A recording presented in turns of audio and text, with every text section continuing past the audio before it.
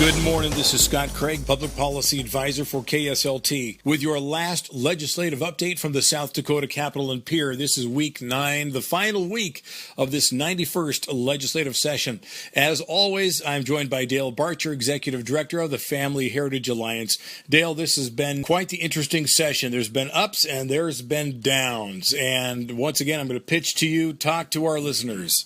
Hello, Scott. Well, the 91st South Dakota legislative session is rolling to a close, and it's been an honor to have been on the air with you each week during this session. We are grateful for the passage this week of the following bills, which will now need the governor's signature. They are SB 159, which is a bill that empowers lower-income families who choose to provide a private school education to their children to be able to afford it. SB 129, now being called Jason's Law, would require that teachers be given a 1-hour suicide prevention training as a part of their teacher recertification process. SB 26 will revise certain provisions concerning sex offender registration and will require an offender to notify law enforcement of intended foreign travel. Currently, Scott, here in South Dakota, we have 3,448 sex offenders on our registry. This bill will simply help law enforcement track their whereabouts in our state. SB 72 will prohibit the abortion of an unborn child who is capable of experiencing pain. It is called the Pain Capable Bill. The pain capable prohibition is set at 20 weeks gestation.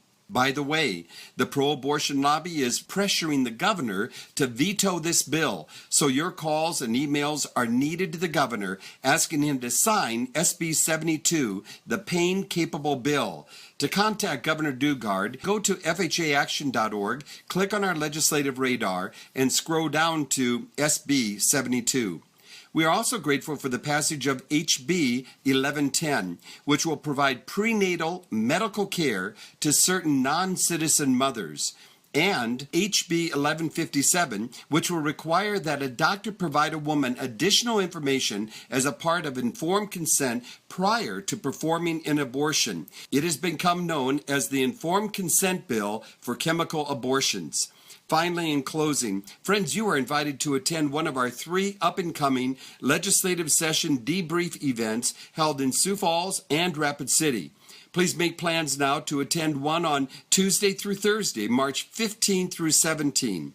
Sharing a wrap-up of this year's legislative session, the good, the bad, the ugly, will be FHA lobbyist Norman Woods along with myself. For more information and or to register, go to FamilyHeritageAlliance.org.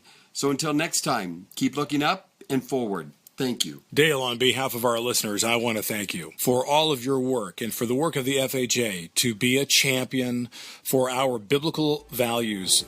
Folks, thank you for listening to these legislative updates and this conclusion of the 91st legislative session from the South Dakota Capitol and Pier. For KSLT, this is Scott Craig, Public Policy Advisor.